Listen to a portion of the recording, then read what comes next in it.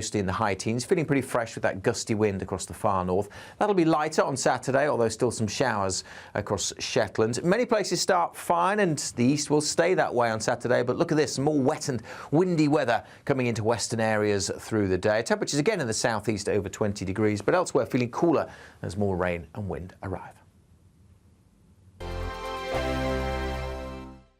What you get for breakfast is something that, if we do our jobs right, you will wake up to news that you didn't know the night before. It's a conversation. It's not just me and Eamon. We want to get to know you, and we want you to get to know us.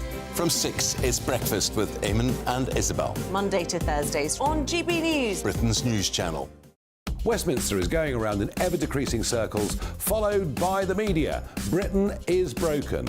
How on earth did we get into this mess? But more importantly, how do we get out of it?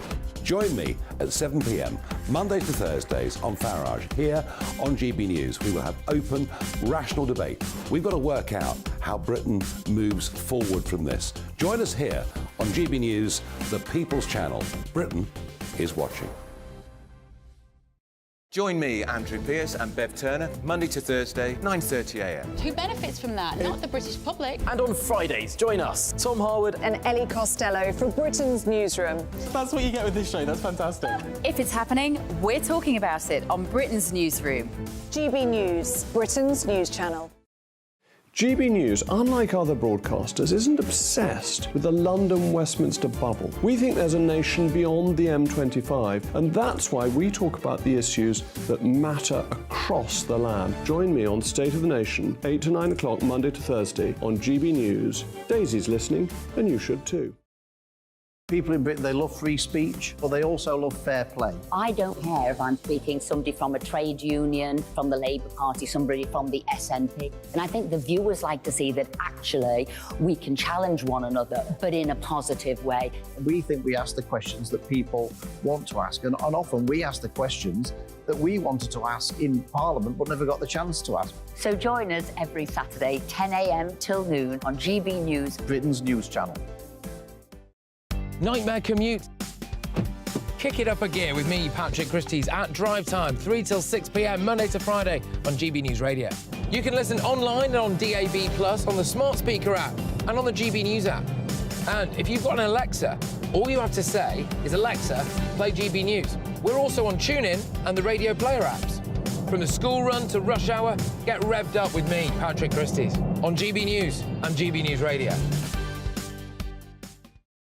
So Dewbs and Co, we tackle the issues of the day with real robust debate, both sides of the fence, battling it out with me in the middle with my forthright opinions and views. And often really interesting things happen because you start with a position and then by the end of the debate you find actually, well, I might not have thought about that one. What we need in this country is 2 new political parties. You should maybe think about doing a 2024 calendar. I'm Michelle Dewberry and I'm keeping you company right through until 7 o'clock this evening. GB News, the People's Channel, Britain's watching. The Live Desk with me, Mark Longhurst. And me, Pip Thompson. It's here Monday to Friday on GB News. From midday, we'll bring you the news as it breaks, whenever it's happening and wherever it's happening, from across the UK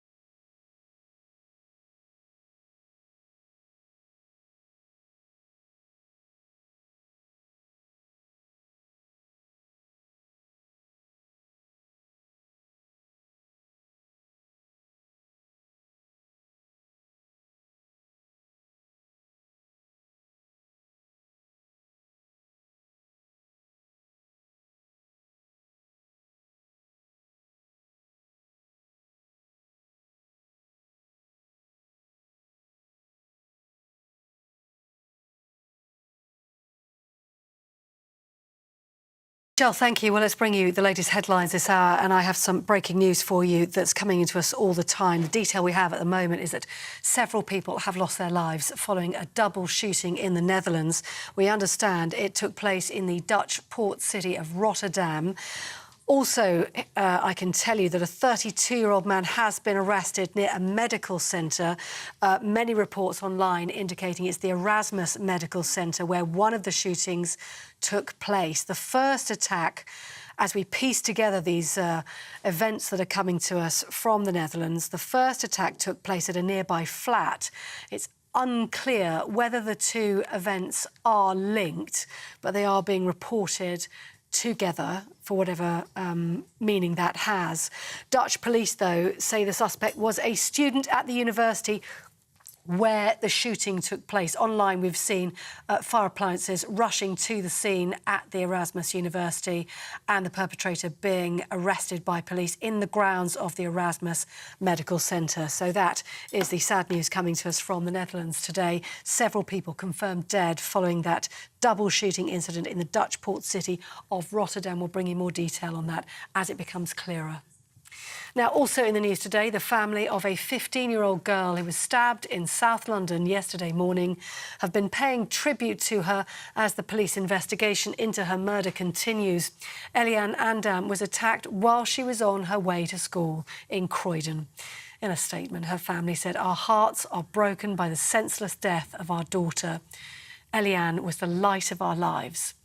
A 17-year-old boy who police say knew the victim remains in custody after being arrested yesterday morning. Roads and Local Transport Minister Richard Holden told GB News what's being done to tackle knife crime. New legislation has been brought in, sentences are being strengthened, which is vitally important as well. But overall, I think this is about us as a society really ensuring that we get across to people that there is no place for possession of a knife and that, yes, the government will act with tougher sentencing. You know, we've got extra police, 20,000 plus, now extra since when I was elected in 2019 out on the streets. Now, in news away from home, GB News understands that Tunisian people smugglers have now begun preparing small boats to launch into the sea. Strong winds in the Mediterranean have prevented any crossings for more than a week, but more migrant boats are expected to arrive on the Italian island of Lampedusa from Tunisia tomorrow as those weather conditions improve. And this morning, a group of human rights lawyers and other officials visited the island to understand the impact of the crisis there. And the new Defence Secretary has been visiting the Ukrainian capital, Kyiv, for the first time since taking up his new post. Grant Shapps discussed how to bolster Ukraine's air defences during talks with Ukraine's President Volodymyr Zelensky. Mr Shapps replaced Ben Wallace as Defence Secretary last month and vowed to keep up Britain's support for Ukraine. IT experts are calling on the Prime Minister to prioritise AI ethics during a safety summit next month. A survey by BCS, that's the Chartered Institute for IT, found that 88% of tech experts want the UK to lead in setting global ethical standards in AI. The survey also shows that 82% believe companies should publish ethical policies on AI use. New laws in Northern Ireland have been implemented, preventing the public from attending trials for serious sexual offences. The new law extends the anonymity for victims until 25 years after their death and provides anonymity for suspects until they're charged. The measures aim to protect victims and encourage the reporting of sexual crimes. Any violations carry penalties of up to 6 months in prison. Film, television and stage actor Sir Michael Gambon has died at the age of 82. Sir Michael was best known for playing Albus Dumbledore in the Harry Potter movies, and he won 4 TV BAFTAs in a career that spanned 5 decades. He made his first appearance on stage in 1962, going on to perform with the National Theatre and the Old Vic. His family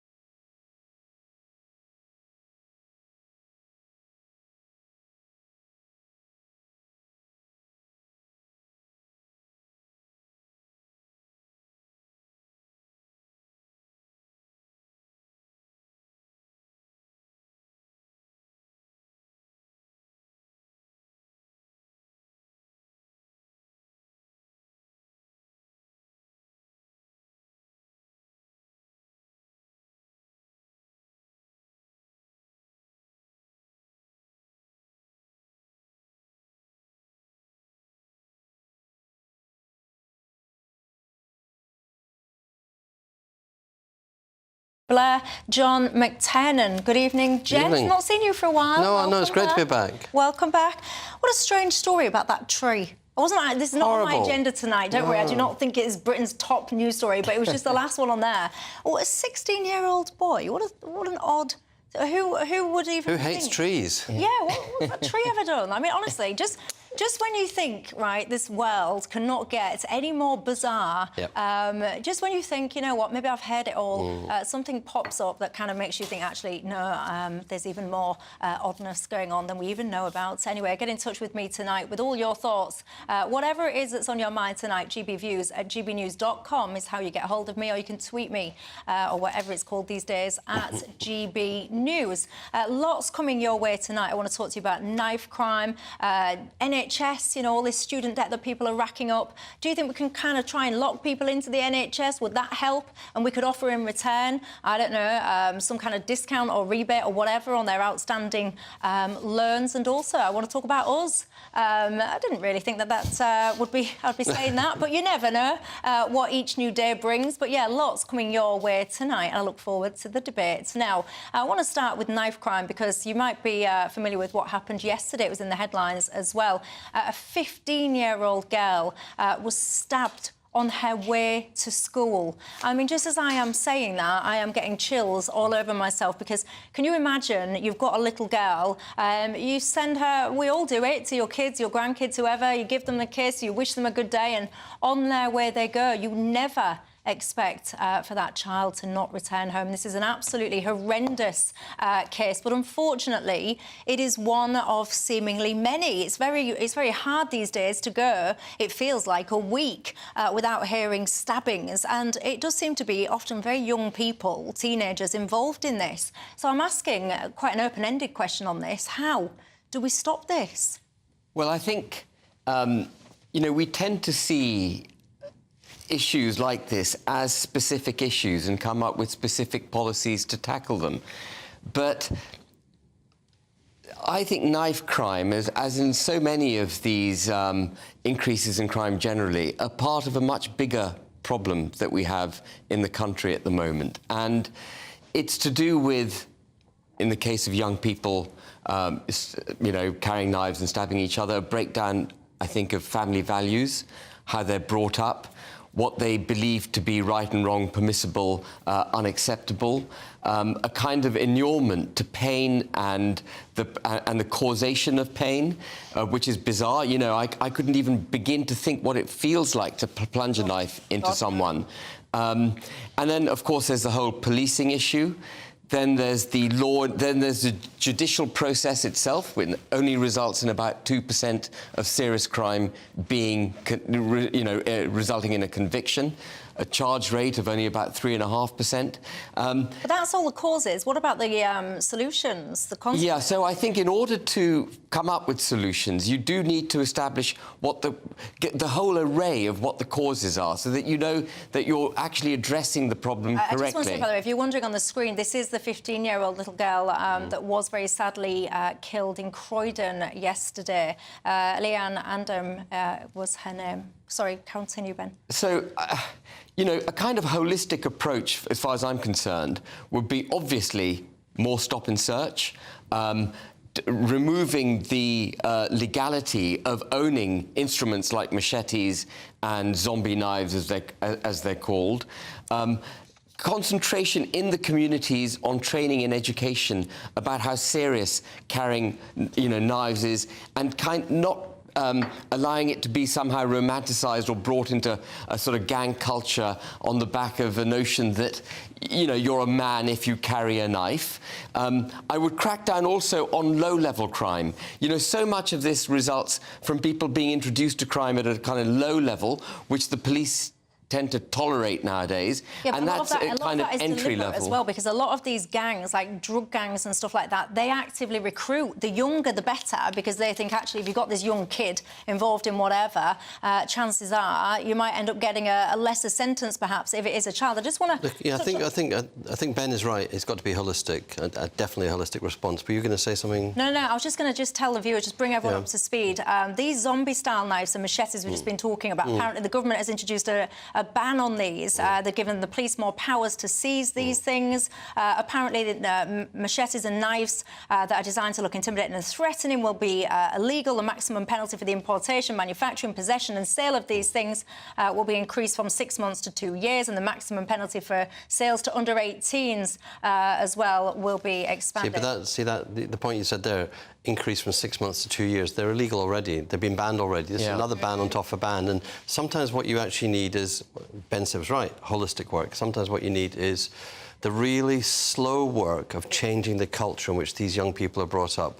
And there's great work done in Croydon, at Croydon University Hospital, in King's College Hospital, at University College, all across London, outside London, by Red Thread, a charity who actually work with young people who come into contact with violence, maybe even are people who actually inflict violence, and it's taking them out. A multidisciplinary approach. There's got to be a law enforcement element, there's got to be a training element, there's got to be a skills element, a cultural element. I know that in South London, black-led churches are really important. Some of the pastors in the churches go to schools. That I heard a really moving account this morning of the sister of a boy who was stabbed to death in South London, and she was talking about her going to primary schools and hearing from young kids they carry knives because they think they should carry knives, and all of these things. It is, in the end, if it's in the culture, you have to take it from the culture, and that is a slow process. And gang culture has to be tackled, and a culture in which young boys feel frightened and feel they have to carry knives has to be. All of these things have to work, and the lack of community policing, true community policing over the last decade, I think has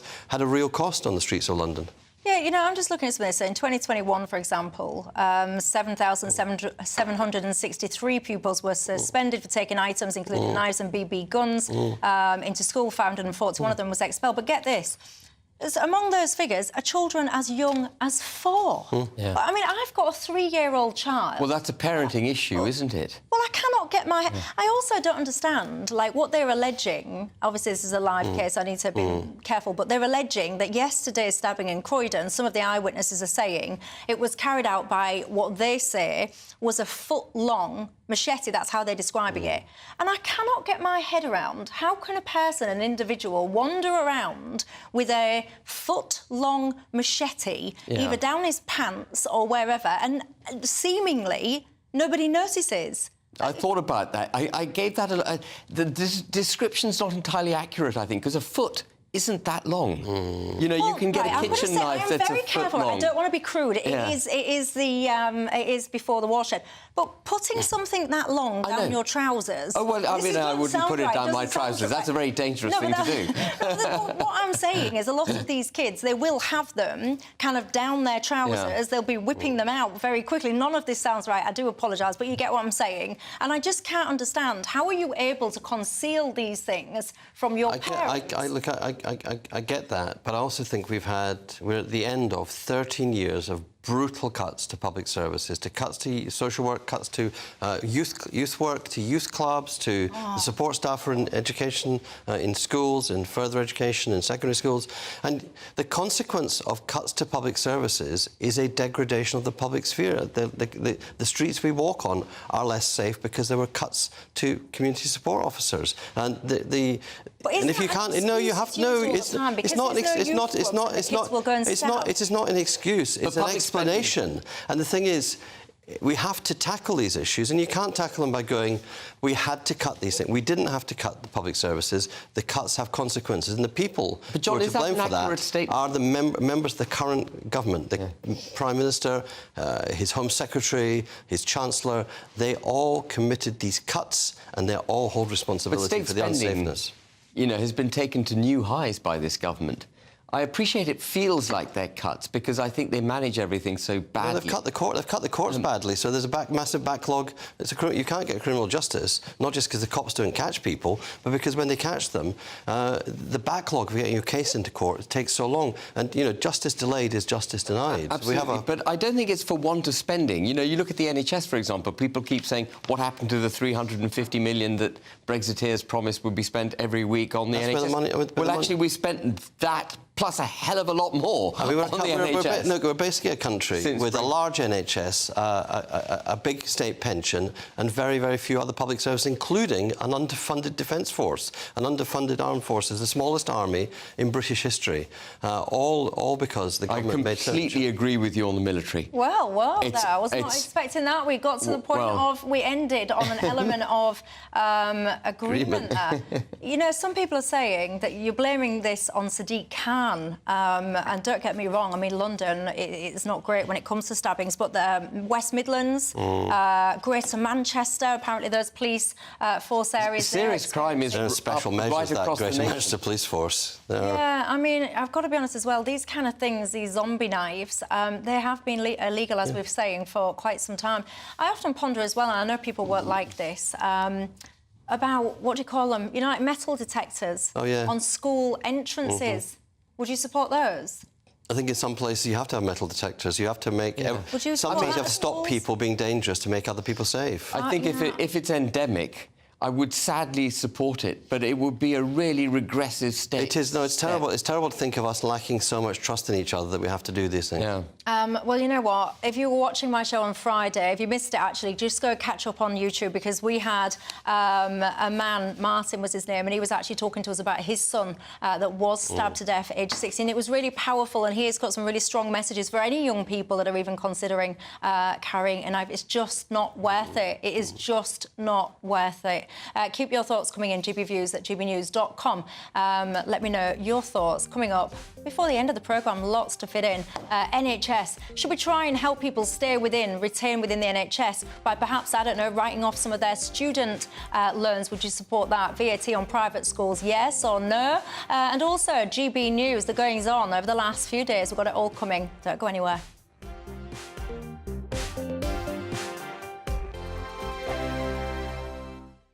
What you get for breakfast is something that, if we do our jobs right, you will wake up to news that you didn't know the night before. It's a conversation. It's not just me and Eamon. We want to get to know you, and we want you to get to know us.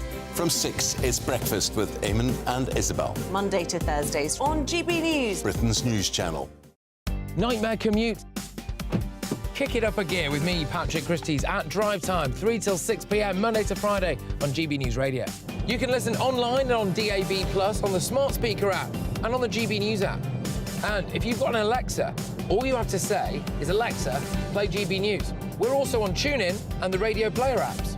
From the school run to rush hour, get revved up with me, Patrick Christie's, on GB News and GB News Radio. Join me, Andrew Pearce and Bev Turner, Monday to Thursday, 9:30 a.m. Who benefits from that? Not the British public. And on Fridays, join us, Tom Harwood and Ellie Costello from Britain's Newsroom. That's what you get with this show. That's fantastic. If it's happening, we're talking about it on Britain's Newsroom. GB News, Britain's news channel. GB News, unlike other broadcasters, isn't obsessed with the London-Westminster bubble. We think there's a nation beyond the M25, and that's why we talk about the issues that matter across the land. Join me on State of the Nation, 8 to 9 o'clock, Monday to Thursday, on GB News. Daisy's listening, and you should too. People in Britain, they love free speech, but they also love fair play. I don't care if I'm speaking somebody from a trade union, from the Labour Party, somebody from the SNP. And I think the viewers like to see that actually we can challenge one another, but in a positive way. We think we ask the questions that people want to ask, and often we ask the questions that we wanted to ask in Parliament but never got the chance to ask. So join us every Saturday, 10 a.m. till noon on GB News, Britain's news channel. The Live Desk with me, Mark Longhurst. And me, Pip Thompson. It's here Monday to Friday on GB News. From midday, we'll bring you the news as it breaks, whenever it's happening and wherever it's happening, from across the UK and around the world. Refreshing, feisty, but with a bit of fun too. If it matters to you, we'll have it covered on TV, radio and online. Join the Live Desk on GB News, the People's Channel, Britain's news channel. In a world of dull and predictable radio and TV shows. Oh, hi. On Mark Dolan tonight, we've got big guests. We drill into the big stories of the day. The show adds up to a brilliant listening and viewing experience. Mark Dolan Tonight is the most entertaining current affairs show ever. And that's a fact. That's Mark Dolan tonight, Friday, Saturday and Sunday from 9. Only on GB News, Britain's news channel.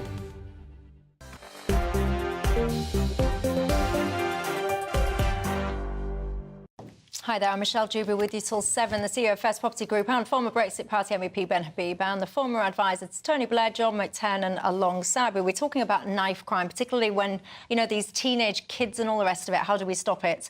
A lot of you saying it's all about heavier sentences for the perpetrators.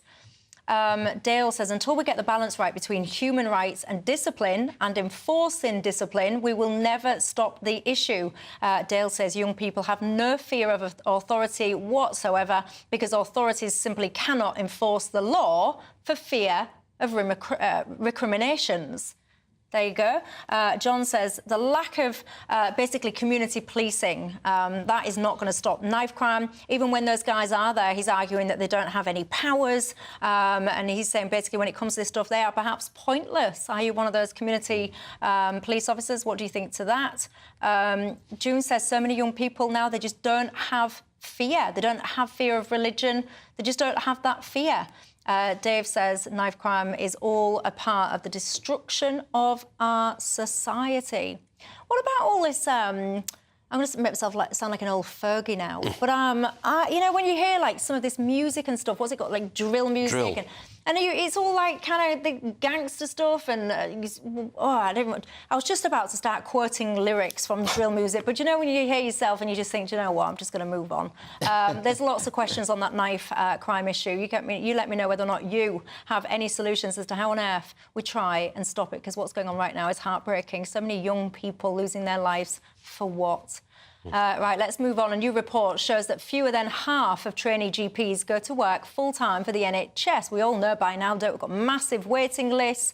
The NHS, I was about to say it's on its knees, and I have to say, we almost have this every winter, Ben. People say, oh, the winter's coming up, the NHS is on its knees and can't cope with the winter. But this really is different, I think, this time. And there's been proposals. What about writing off student debt, perhaps? If we can try and get people into the NHS, commit for a period of time to the NHS, and if you do so, we'll write off your student debt. Bob's your uncle, you knows your aunt, you get... the NHS gets your staff and you get to write off your loan. That's a win-win for everyone, isn't it?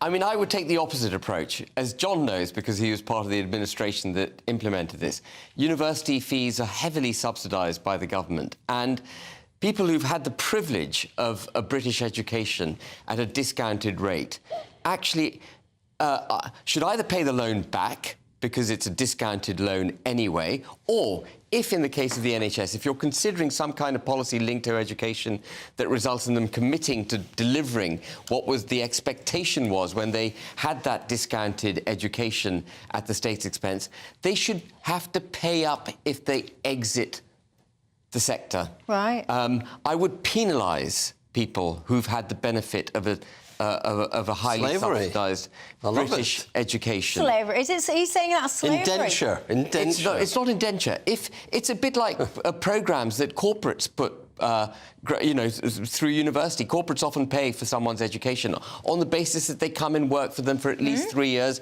at the end of the educational process.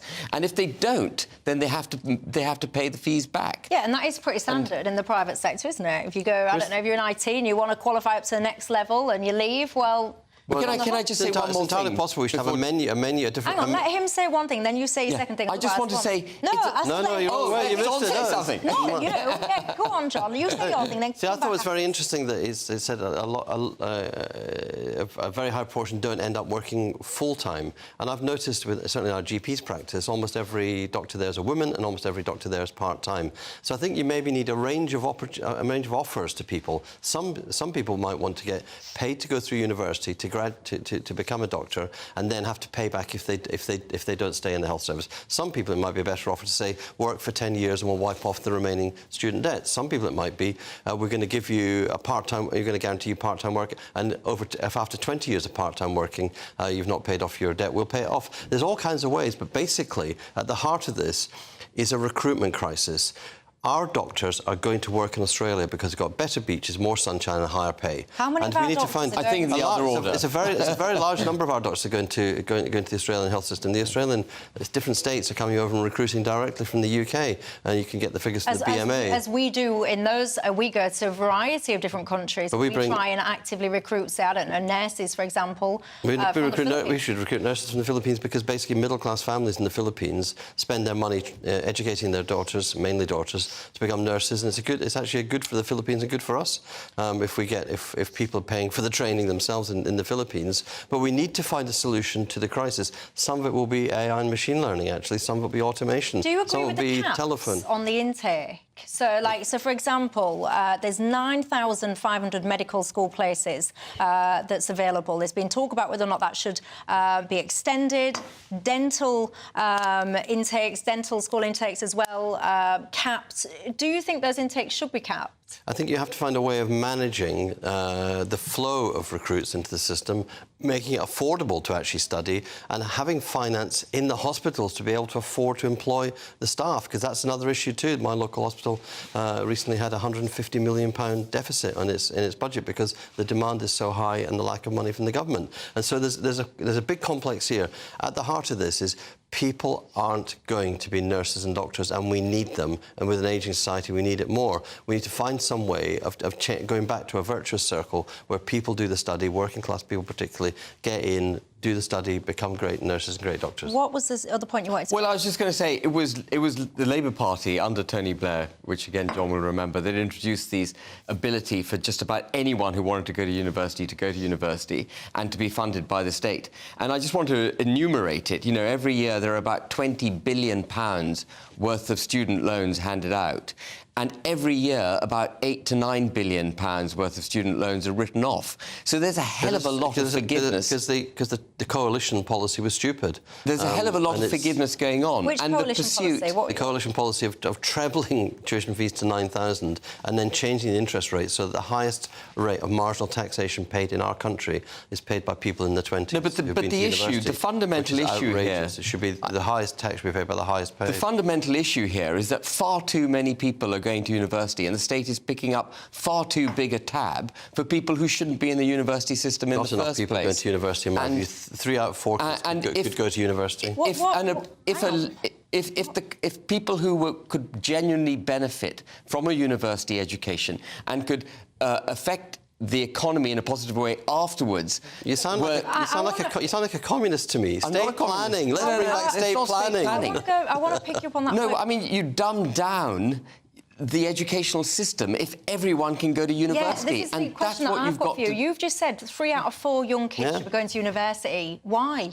And that's where Tony Blair got it wrong. Why? Because so many of our jobs now and in the future are knowledge-rich jobs. They're jobs that require skills, advanced skills. They require T levels, they require beyond T levels, they require a level up to higher education to actually do and execute those jobs. And more of the routine jobs, first we've had the blue-collar routine jobs eliminated by robots, and now we're getting the white-collar jobs being eliminated. But John, it hasn't worked that way. We have to move up the value chain. That's not... We spend more extra time educating. It's a nice to have, but we haven't moved up the value chain because we have unbridled legal migration to take all the jobs which you keep getting told Brits aren't prepared to do. It's great. I think it's a great matter of celebration. We've had 1.1 million people come to our country in the last... You see that as a matter of celebration? It's a great with celebration. 6.2 million people on universal credit to a greater or less extent, 2.5 million people, Brits, actually not even seeking a job. I see that as a fundamental breaking of the labour market.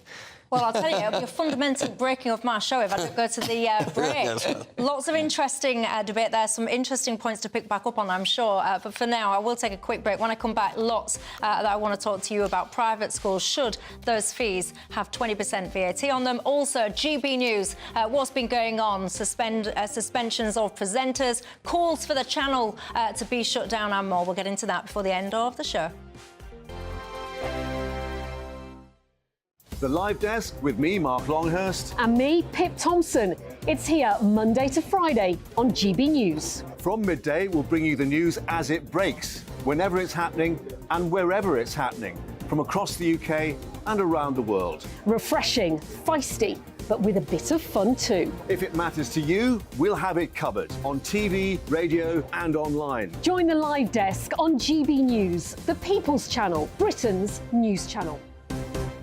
So Dewbs and Co, we tackle the issues of the day with real robust debate, both sides of the fence, battling it out with me in the middle with my forthright opinions and views, and often really interesting things happen because you start with a position and then by the end of the debate you find actually, well, I might not have thought about that one. What we need in this country is 2 new political parties. You should maybe think about doing a 2024 calendar. I'm Michelle Dewberry and I'm keeping you company right through until 7 o'clock this evening. GB News, the People's Channel, Britain's watching. People in Britain, they love free speech, but they also love fair play. I don't care if I'm speaking somebody from a trade union, from the Labour Party, somebody from the SNP. And I think the viewers like to see that actually we can challenge one another, but in a positive way. We think we ask the questions that people want to ask, and often we ask the questions that we wanted to ask in Parliament but never got the chance to ask. So join us every Saturday, 10 a.m. till noon on GB News, Britain's news channel. In a world of dull and predictable radio and TV shows. Oh, hi. On Mark Dolan tonight, we've got big guests. We drill into the big stories of the day.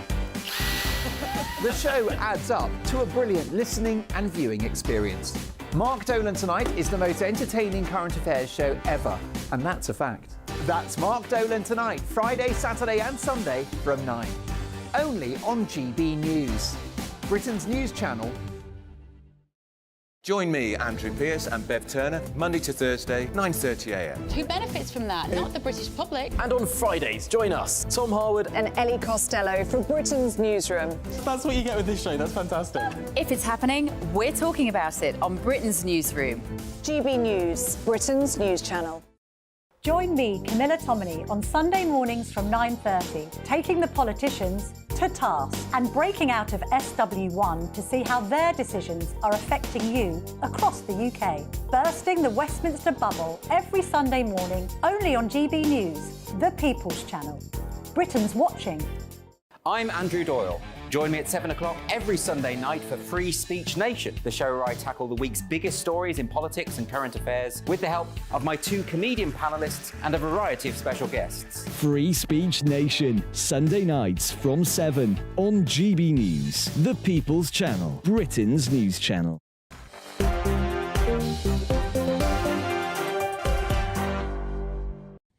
Hi there, I'm Michelle Dewberry with you till 7. The CEO of First Property Group and now a member of the Reform Party, Ben Habib, and a former advisor to Tony Blair, John McTernan. Welcome back, everyone. We've just been talking about knife crime at the start of the programme. And Leon, I found your email very interesting. I can't read it all out because it was quite long, but he says he's a black man. He talks about the black community. He's saying that many young black boys, he says they are disillusioned. He's talking about valuing the need to value education, ambition, lacking in ambition. It's a really interesting email that you sent to me, Leon. I want you to know that I've read that with great interest. And I wonder, what is there in there? Because, I cannot help but notice often when you do see the pictures of the perpetrators or very, very often as well, sadly, the victims now, very often they do seem to be young black children. So, Leon, I think your point is a very interesting one that you make there. Yes, says John, we should be contractually forcing GPs to work in the NHS for a period of time. He reckons they're taking the mickey by not doing so. Dennis says, well, maybe other countries have a mix of private and public healthcare better than we do, and that's more appealing to some of the NHS staff. Dave says degrees are pretty much worthless now unless for various top jobs. John was just saying he thinks 3 out of 4 young kids should go to university. If you ask me if that's not devaluing a degree, then I don't know what is. Surely GPs and nurses should train here and move to Australia, then they can't practice over there unless they've done the similar training required in that country. Well, I suspect that there's a lot of common similarities, maybe a little bit of extra training. I don't really know the answer to that. If you are a doctor or a nurse that is moving to Australia, get in touch and tell me how that works. But for now, I want to talk to you about VAT on private school fees. Lots of conversation about this. The Labour Party has said that Keir Starmer is committed to putting this VAT on those private school fees, but there was this whole notion about whether or not private schools should be a charity or not. There's been a U-turn on that particular policy. I'll start with you on this, John McTernan, because it is a Labour thing. Do you agree with this 20% VAT on the fees? Yes, I do, and I think it's a good way of financing an increase in spending on primary schools and secondary schools in the state sector. I think it's a good piece of redistribution. Good taxation is redistributive. I'm also really pleased that the crazy notion of removing charitable status has been dropped. I think once you start meddling with charitable status of schools, you don't know where that ends, because, you know, education has been a charitable purpose since the age of the Tudors, and I think changing English law that's lasted that long, charitable laws last that long, would take you a very long time, and you're bound to make mistakes about it. But yes, it's fair to find the money for our state schools by taxing people who are wealthy enough to spend it. I mean, there is a philosophical contradiction in what you've just said, because if you're not prepared to remove the charitable status because you believe they fulfil a proper charitable function, there shouldn't be value-added tax on the fees. I mean, you can't argue for one and Let not him the answer other. that then. You can put VAT on whatever service you want. VAT is well, a even tax for charities. the tax that you redistribute. No, charities do pay VAT. VAT is a tax to bring a receipt in to pay for the primary schools. The charitable status exists for all kinds of other educational institutions, for universities or for nurseries that are paid for. In this case, we're saying there's a sector which is privileged, the private sector, and there's a sector in which people pay substantial amounts of money, particularly at the highest level of the education system, and that it would be fair to raise a tax on it that can go to relieve the pressure on... Well, I mean, you won't be surprised, John, I completely disagree with you. I think it's typical Labour, this. Instead of working to improve the state system, what they wish to do is tax the private sector, and which will undoubtedly cause pressure on the private sector, damage some of the best schools that we have in this country, in the world. And I'm not too worried about the Etons and the Winchesters and the Rugbys and so on of the United Kingdom, because they have a brand and a capability to go on performing whatever happens. What they will do, though, by the way, John, if they do have to levy these extra fees, is deny places to British-born students who increasingly can't afford it because we're a poorer and poorer country as a result of the kind of redistributive tax system that you like. We get poorer and poorer every year, and they will take in more foreign students. So there'll be less British students going through the best public schools in this country, best private schools in this country, and we'll get more foreign students. But the real impact here is going to be in that massive middle ground of private education, which benefits so many people in the United Kingdom, you know, British citizens, and they won't be able to afford it. And the notion that you're going to collect what Keir Starmer thinks he's going to be able to do so by levying this tax will be flawed. As we know from all high levels of tax, you collect much less than you forecast you're going to collect. And the other notion that the government will be morally sort of virtuous and use the money that it's got to go into the state system is completely flawed. What will happen is it'll go into the massive VAT cauldron that exists in the Labour Party, and it'll just be used and spent and wasted. The funny thing about this is that his last budget, Jeremy Hunt actually put a figure on what VAT on private schools would raise. Labour have always had a figure, but Jeremy Hunt put a higher figure on it. So Jeremy Hunt's confirmed that Treasury... But Jeremy Hunt is a socialist. Jeremy Hunt is a tax and redistribute. He's a borrow, tax and spend chancellor. You're definitely through the looking glass if you call Jeremy Hunt a socialist. Right, He so is. Apparently, Labour have said that its policy to end private schools' charitable status and other perks and all the rest of it would raise £1.7 billion, right? But you're going to take these kids out of these private schools because, right, I see this as a tax on aspiration. It is. This is not a tax on wealth. It's not a tax on Well, aspiration. let me tell you why I think it is. Because this is not a tax on wealthy people. Because if someone's truly wealthy, John, 20% on school fees, and neither he nor there, there'll be a blink of the eye. They don't care. So it's not a tax on those guys. They don't care about it. What you're going to do is you're going to attack the people who have really scrimped and scraped, who've made compromises in their own lives, these parents. They're not your wealthy, oh, you know, whatever, you've got 12 houses and this and that. They're your hard-working, middle-income people who've made sacrifices to give their child a better life than the one that they have had. Those children now will more than likely, lots of them, I imagine, will have to now be taken out of those private schools. So you're going to disrupt a child's education. You're going to then put that child into a state school. So you're going to be costing the state more money than you would have been costing them, because now you need to provide that school for that thing. And I just... for what? The rhetoric, particularly from the Tory government, and you've echoed some of it there, the rhetoric and the notion that every parent who sends their child to a state school lacks aspiration is contemptuous. No, It's absolutely contemptuous. That wasn't said at all. What are you talking about? You're claiming this VAT, which is a fair tax and a very collectible tax, a fair tax on a purchase of an education. That fair tax, you're claiming that's a tax on aspiration. Yes, you're saying you are saying by implication that anybody whose kid goes to a private school, state school, lacks aspiration. That is a monumental leap.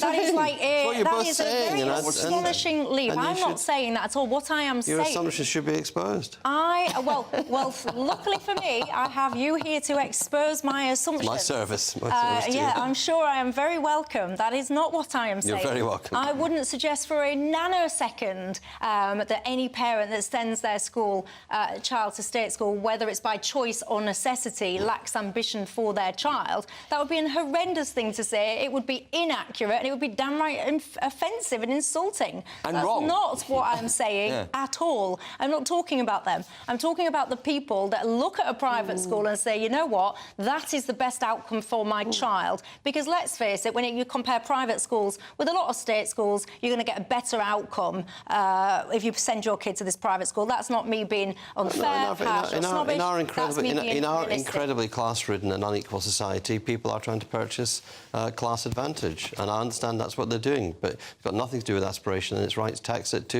invest in the primary pursuit school. of self-betterment is an inherent human instinct, and to dumb that down is replacing aspiration with dependency. Well, all views welcome on GB News, including yours at home. What do you make to the different opinions that you're hearing on this topic? GB Views at gbnews.com is how you get hold of me. Quick break. When I come back, I want to talk about us. GB News. We've inadvertently become the news over the last couple of days. We'll be looking at it after the break.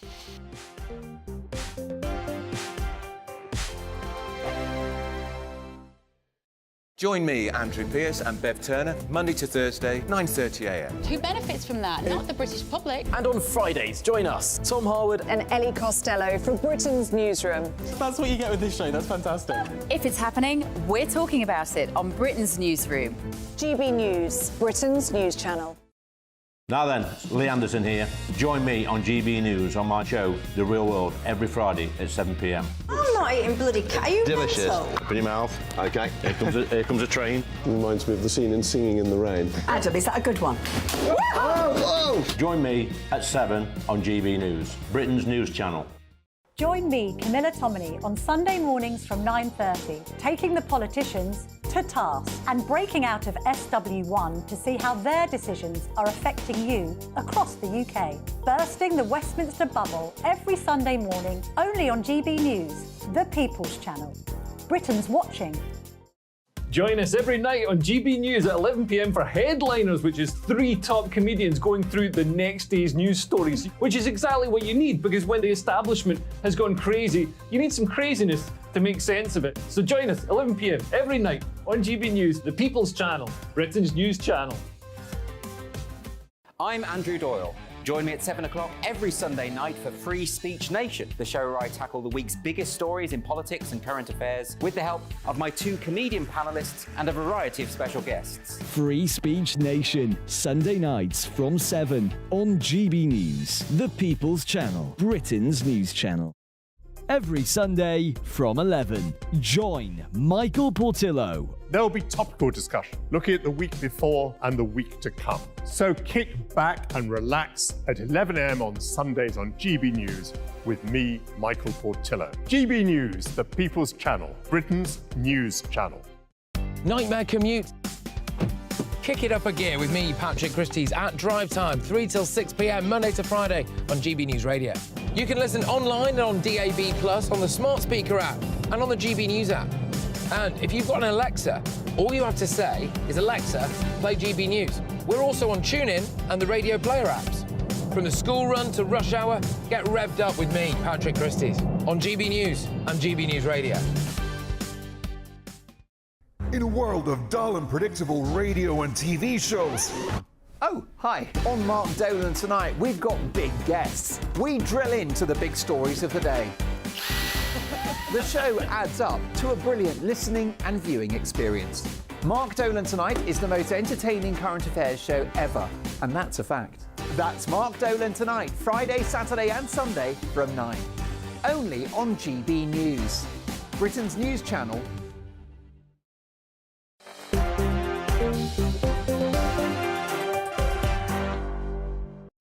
Hi there, Michelle Dewberry till 7 o'clock tonight. Alongside me remains CEO of First Property Group and member of Reform UK, Ben Habib, and the former advisor to Tony Blair, John McTernan. Phil says, yes, of course we should introduce VAT to private schools. We have equality drummed into us, yet how can our society be considered equal when people with wealth can buy privilege and membership of the old boys network? You say give the education budget to the private sector so all of our kids can benefit. I don't quite get that last line, but your first bit, I understand your point. Giles says, no, do not do this. Enough already. Pete says, this is a disgraceful policy based on jealousy. Absolutely. Starmer is busy trying to level down. Lots of opinion. What's next, says Suzanne, is Labour going to start adding even more things like extra VAT or whatever to people who have to pay private healthcare fees? All of this is a tax on ambition. There you go. You keep your thoughts coming in. Now, as you might have heard, unless you've been under a rock, quite frankly, it's all been going on when it comes to GB News. It's, you know, it's not been the greatest of few days, I'm not going to lie. We've had 2 GB News presenters suspended. You'll be familiar with that story by now. It was, of course, surrounding conversations that took place on one of our programmes a couple of nights ago. I have to say an investigation is ongoing within the channel, so no conclusions have currently been reached, but nonetheless a huge conversation has commenced about GB News. One of the most interesting things I noticed last night took place on the BBC on their Newsnight programme. I'll just play you it. I think there is a delicate and important broadcast ecology in this country. I think, you know, GB News is trying to bust that ecology, and frankly what Ofcom should do is shut it down like it shut down RT. Now, these calls to shut GB News down, they are coming from lots and lots of different places. There are a lot of people out there that don't like GB News, and, you know, it's not for everybody. I don't think, you know, everyone should like absolutely everything. I believe passionately in media plurality, and I wonder, you know, what's your thoughts, Ben, on some of the stuff that's been going on? Well, first of all, I just want to say how brave it is of GB News to be prepared to discuss the existential threat that people like Adam Bolton would like to visit upon it. I think it's terrific that you have the courage to sit here and have this discussion. You know, you wouldn't see that happening properly on the BBC. And for Adam Bolton to compare GB News to Russia Today, the abolition of it being allowed in the United Kingdom, Russia Today, in March 2022, was because Russia invaded Ukraine.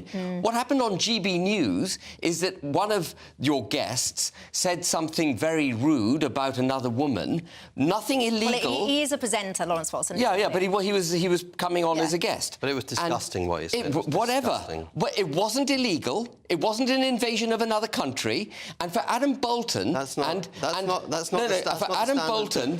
GB News presenters Adam, should be you held talked to. about the parallel between aspiration, you know, that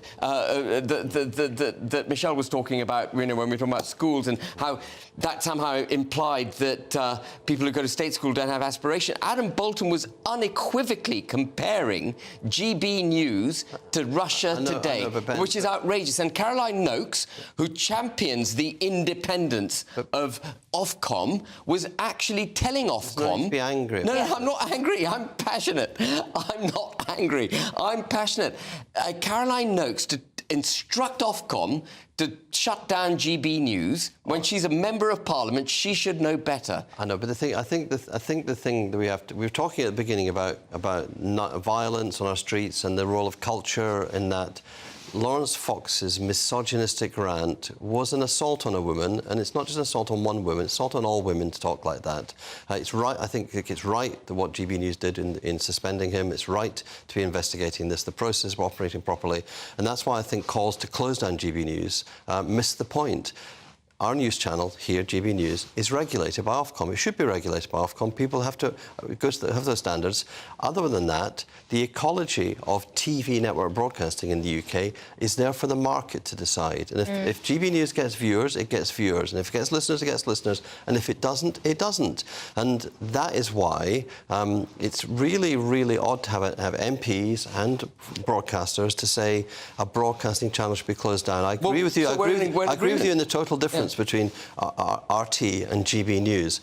What I do think is utterly unacceptable for Lawrence Fox to believe he could say that. And I thought he was condescending to the audience of GB News when he thought that he was going to get some resonance from the audience as well. That's the worst kind of condescension, to believe that his misogyny had some resonance out there for the viewers. The debate right now is not about Lawrence Fox. The debate right now is about GB News and the reaction to GB News. And I think what you see, people like Caroline Noakes, who, by the way, voted for the Benn Act, which was fundamentally damaging to the constitutional fabric of this country in 2019. She had the whip removed. Why she's still an MP, why she still represents the Conservative Party is beyond me. One of the reasons why it's virtually impossible for me to join the party as it is now.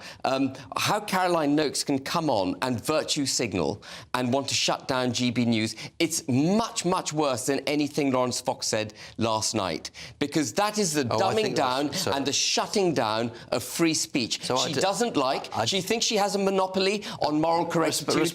Respectfully, Ben, I think Caroline Noakes has the right to be wrong. I don't think Lawrence Fox has the right to be a vile misogynist and spout that on television. Let's just go back to the BBC. For me, that's the but difference. Hold on, but obviously the channel, you know... Yeah, no, I think that's right. ...suspended, there's been very quick action taken. I think that's the channel. I think that's the channel doing the right thing, and I think that's why it's misguided for people like Adam Bolton and Caroline Noakes. You see, that key sentence, GB News, what did he say? Disrupts, whatever it was. Was it disrupts? Was that the word the ecosphere. The delicate ecosphere. Broadcast. That's the point. Ecology. That's the point. Well, that to me sounds basically, the way I take shutting down free speech. You're allowed... protectionist. Yeah, there's this, you know, there's this whole kind of club here, all this cosy club of broadcasters, and they're all right, don't matter, you know, tick on them, you're all right. Well, beside any newcomer, whoever you are, quite frankly, you're not coming into our space. And the reason that I joined GB News is because I believed passionately, and I still believe with all of my heart, that there are people out there in society who are not being represented with the traditional media as it existed then and as it existed now. I passionately believe there is a place for GB News. Does that mean that we're not going to make any mistakes along the way? Of course not. Should we be regulated, and are we being regulated? Yes, and it is right for that to continue. I'm not going to prejudge any outcomes of any investigations, but I think it is important that we don't shy away from the tough debates, including when that involves us as a channel. So I'm sure these conversations will continue, and so they should. But for now, I very much appreciate your company. I appreciate yours too. And absolutely, you guys at home, thank you for watching. Thank you for judging us for yourself rather than what you read on social media. I appreciate it. I'll see you tomorrow. Richard Tice up next. Good evening, I'm Alex Deakin. This is your latest weather update from the Met Office for GB News. Most of us will get wet overnight, some heavy downpours moving from west to east. Some gusty winds also picking up for a time, all thanks to this little area of low pressure. Could provide some very heavy rain over parts of South Wales in particular, so we do have a Met Office yellow warning in place here, but also parts of the Midlands and extending up towards Lincolnshire and across to Cambridgeshire and Norfolk in line for some quite heavy downpours, especially through the early hours. Further north and west it will turn a little drier, with the exception being northwest Scotland, where it'll stay blustery with further showers. As skies clear, temperatures may dip to single figures, but most towns and cities will stay in double digits.